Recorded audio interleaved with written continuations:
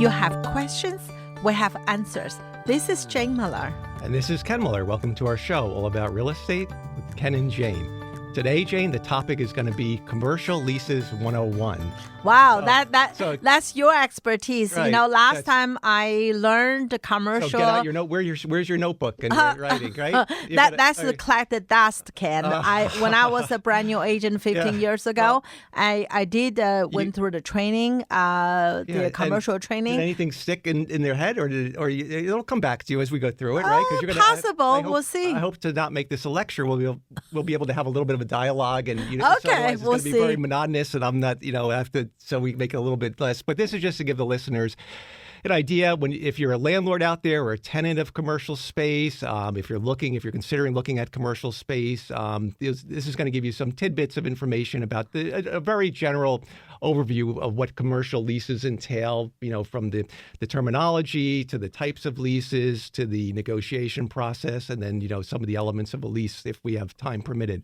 So first of all, when we're talking about commercial property, what are we talking about? We're talking about industrial type properties fall under it, which are warehouses, manufacturing facilities, retail spaces, strip malls, regional malls, any, standing retail stores, offices, anything that's all commercial, as well as multifamily units, 4 units or more fall under the commercial realm. All right, so that gives you something. Now, the types of leases. With commercial, there's different types of leases available. The simplest one is called the gross lease. And you want to know what the gross lease would entail?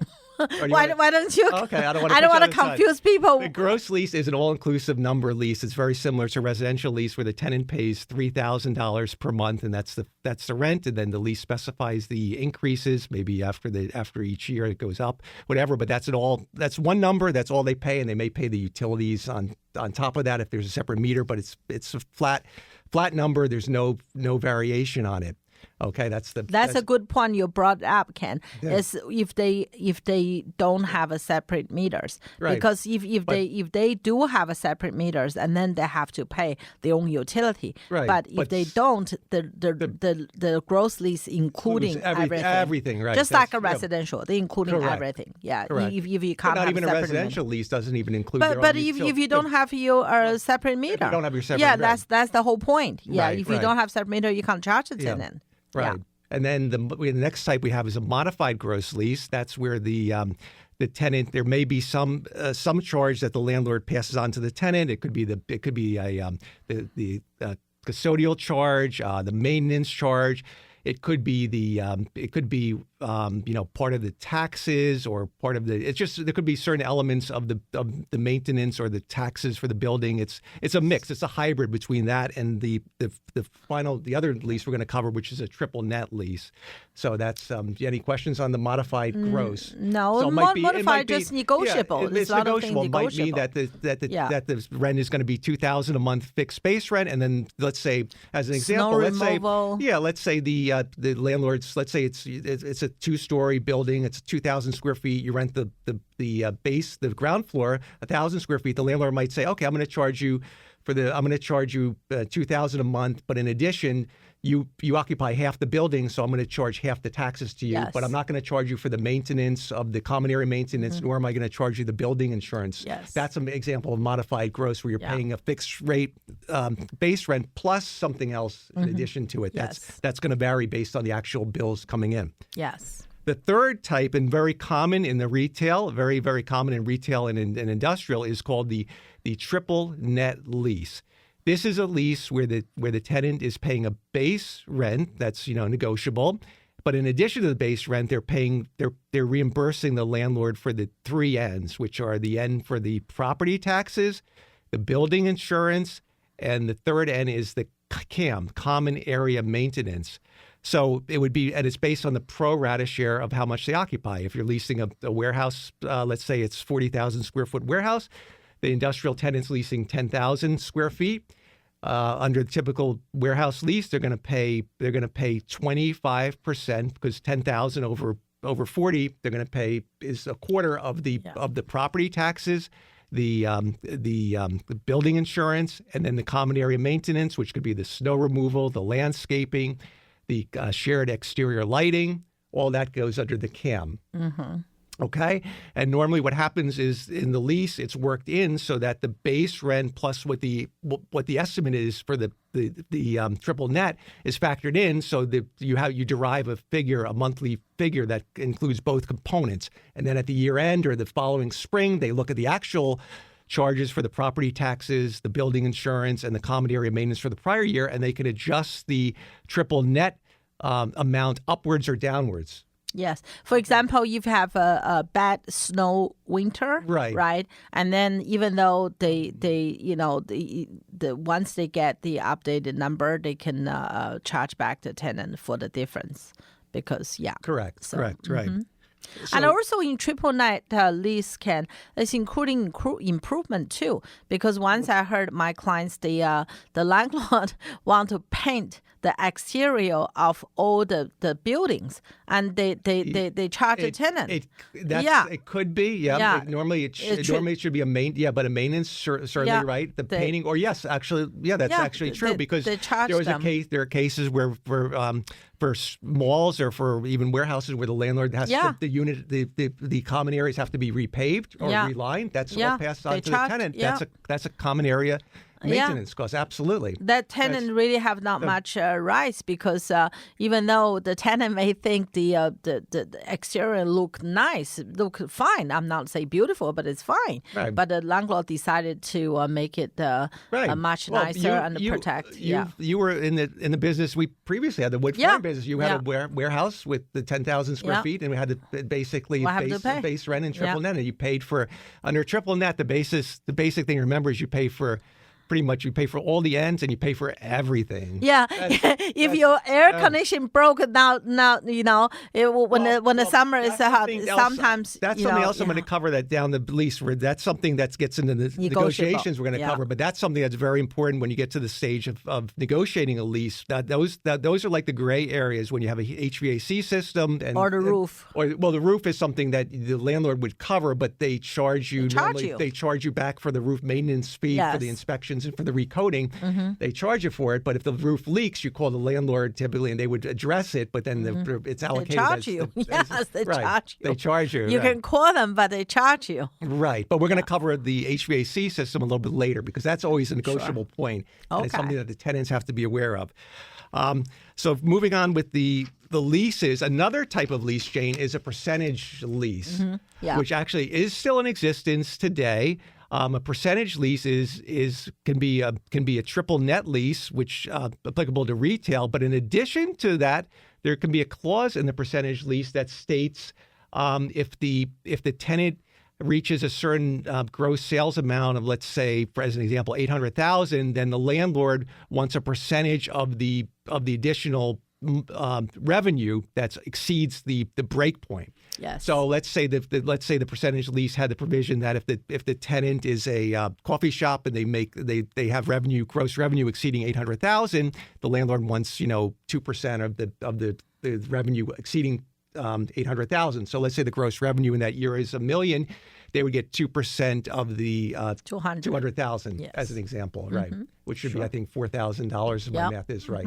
Well, your math's always much better than mine, that's for sure. Because 2% of 100 is 2,000, so double would be, I think. You're always better than me. That's right, yeah. So that's something that, is not as common, but I've experienced it in a current, in a previous deal that was done recently, where a percentage lease is one particular shopping center. Yeah, and it implements that, and according to the research, the due diligence we did in representing the tenant, there was no way that was a non-negotiable thing, and that was a practice the landlord wasn't budging on for all the tenants in there, because they could, Yes. So moving on. So another lease, which is very common for like the Starbucks and for the Wawas, is something that's called a ground lease. You ever heard that term before? Yes. Yeah. So ground leases are typically arranged for a really, really long period of time, from like 50 to 99 years. And it's a situation where the tenant goes in and they lease the ground, they lease the land, and then it could be known as a land lease. And then what they do in exchange is they make their own capital improvement. They build, like the Wawa might come in and do a ground lease, and they'll construct the facility, and then they'll pay rent to the landlord for the lease rights, but they own the capital improvement for the extent of time that the lease is in place, and they normally pay the taxes, the improvements, the financing of the building, but it's all covered.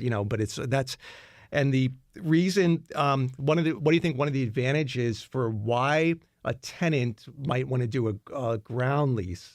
Because I think like Starbucks or Wawa, they have their own unique design. Correct. They want to be in control of how the layout looks like. Right. Well, that's true. That's true. But also it's advantageous because they don't need to tie up the money in buying the land, so they can devote the extent of their monetary value can go towards the capital improvement. Yes, that's one of the advantages of the ground lease for the tenant's perspective, and an advantage from the landlord's perspective is that the ground lease they're not subject to any capital gain because they retain ownership of the land, but they are subject to the rent income, which is taxed as ordinary income. So there's always pluses and minuses.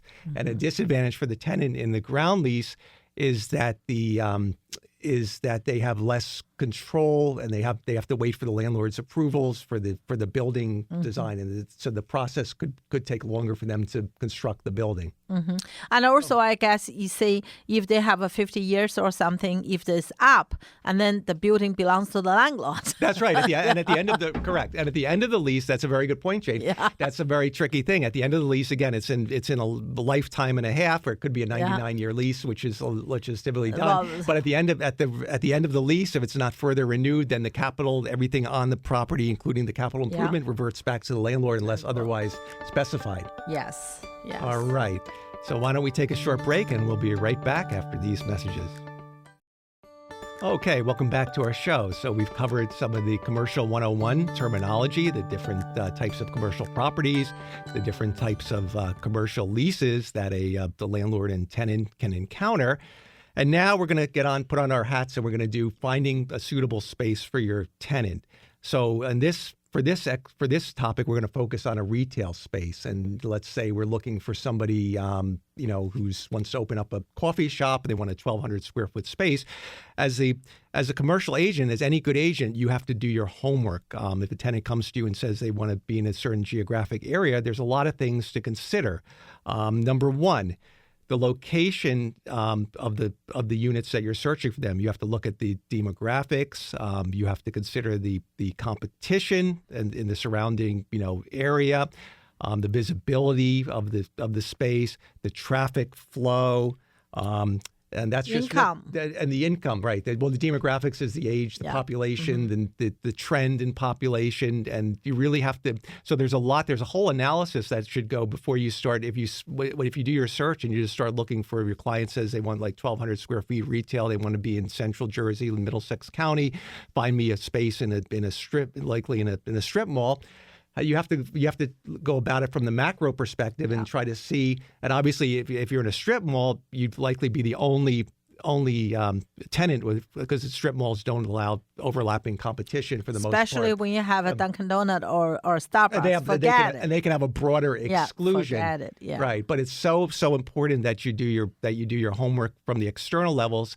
And I even like to do site previews, because sometimes even from the mapping and stuff, you have to drive around, because if you're looking for a client that wants to open a coffee shop and then you find out that there's maybe a Dunkin' Donuts right next to the strip mall and maybe a Starbucks across the street. So, you have to, and that you don't want to waste your client's time in going to a site and then finding out that it's not. So it's very important for however you do it, from your research or your drive-bys, and you want to look at least a mile, 2 miles, and try to find out what's the competition. And if there is competition, that can be okay, because maybe it's a popular item. Yeah. But you have to make sure that it's not saturated with too many of the same competitors. Yes. It could be a different. It could be. I was helping one time a client that was looking for a dental space, and we found out that there's more dentists, I think, in East Brunswick than I ever dreamed possible, and yet they all seem to be making a living. But you need to share that information with your client, so you can help them make an informed decision. Yes, So, absolutely. So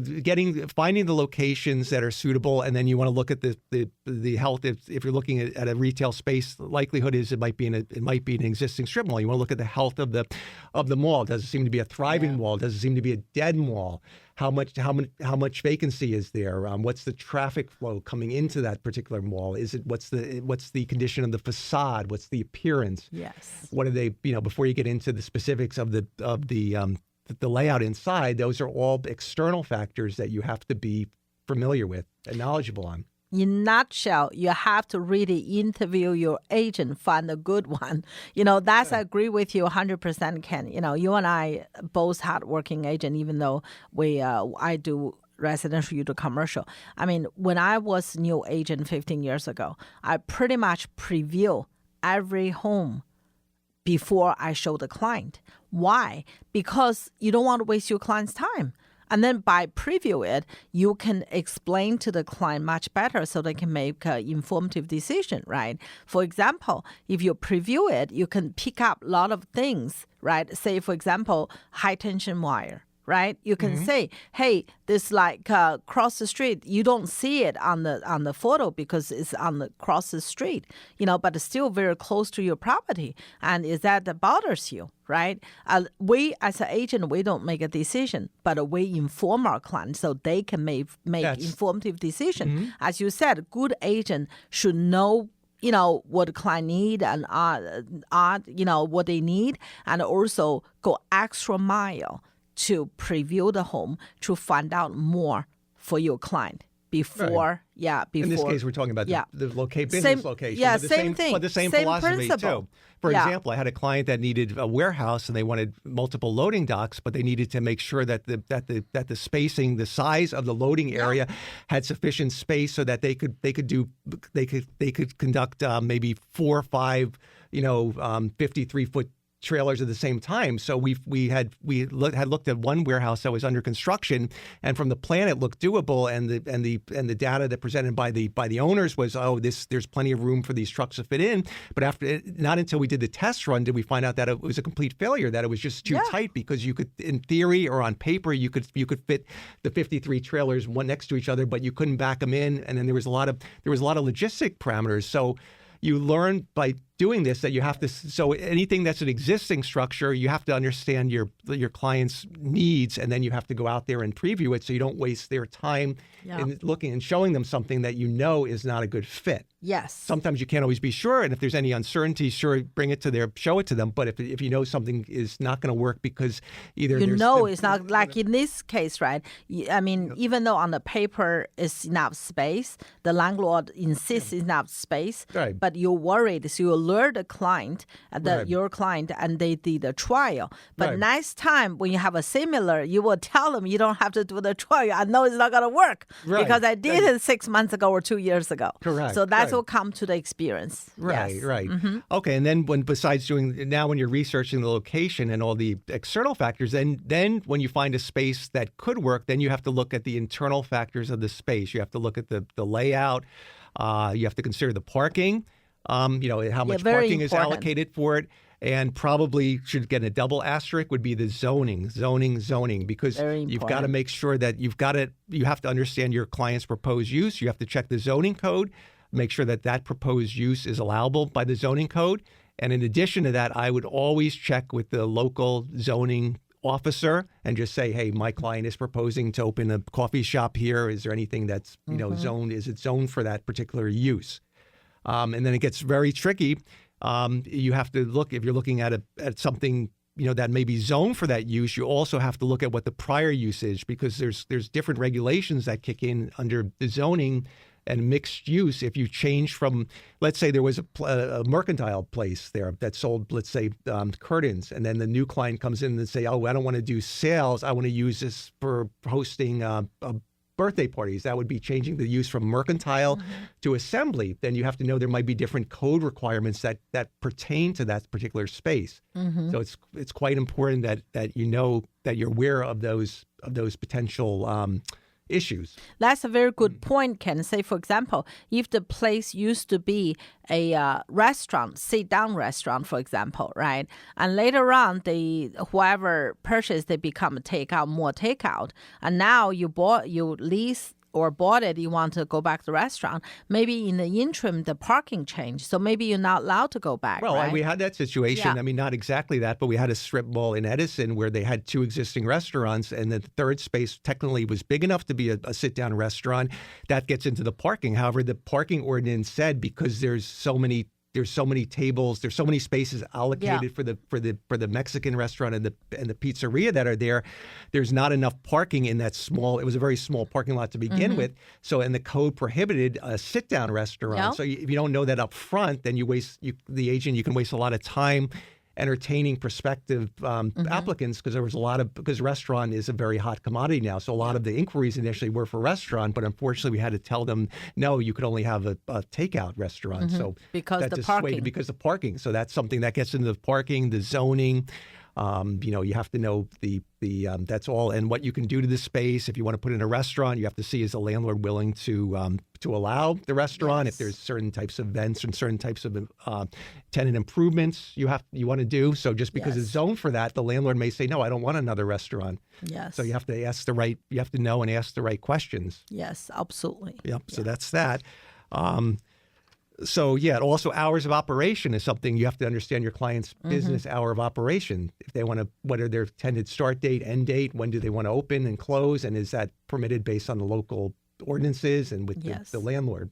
Yep. That's all. Always check with the township. I remember many years ago when I started, I did a few commercial transaction. I almost go to the township on a weekly basis. Yep. That's how I get to know the township so well. Yeah, I think it's always, don't be shy. It's always good if you're not sure. There's so many complications and so many different things in the code. You can't be expected, a commercial agent, and nor the tenant can be expected to be an expert in it, but just be knowledgeable on the potential landmines, so you don't get yourself stuck into something that doesn't work for the type of business you want.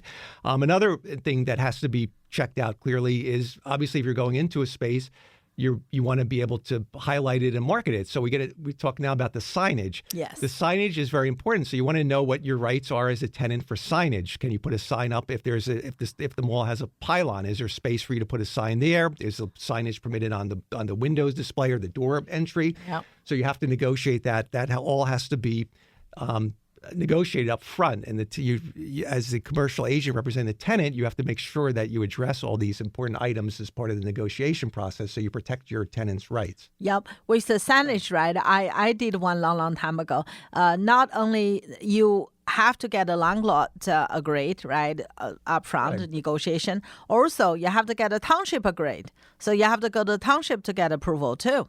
I remember I have the company, people go to the town to put application form in for the signage. Yes, absolutely, very important. And once again, being an agent have to be very detailed. The client hire us for a reason. They rely on us, our expertise. They are good either restaurant or any type of business that's their expertise. But with the real estate, that's why they hire us. That's why we have to really helping them to find the right place. Mm-hmm. And now we're going to cover the big ticket items you have to be aware of as part of the lease negotiation. The HVAC system. This is always a very gray area. Where sometimes the tenant says it's unfair for me to come in, take over the space, and inherit it in an old HVAC system that might be 10 years or 15 years old. Because God, if it breaks, and I have to incur, I'm not going to be stuck incurring $10,000 to $15,000 in replacement costs. So these things have to be negotiated carefully. You have to first of all know the age of the HVAC system.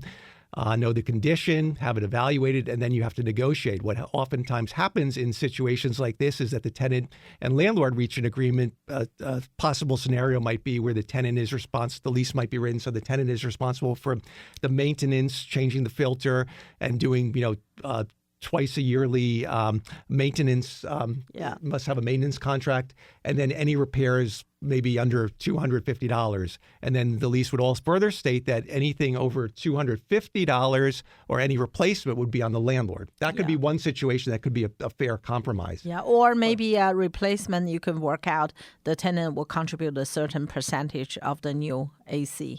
That's all negotiable. It's all negotiable. Yeah. That's the thing. But you have to be aware of it as part of another potential big issue, because if not, and you get the lease and you don't read that carefully.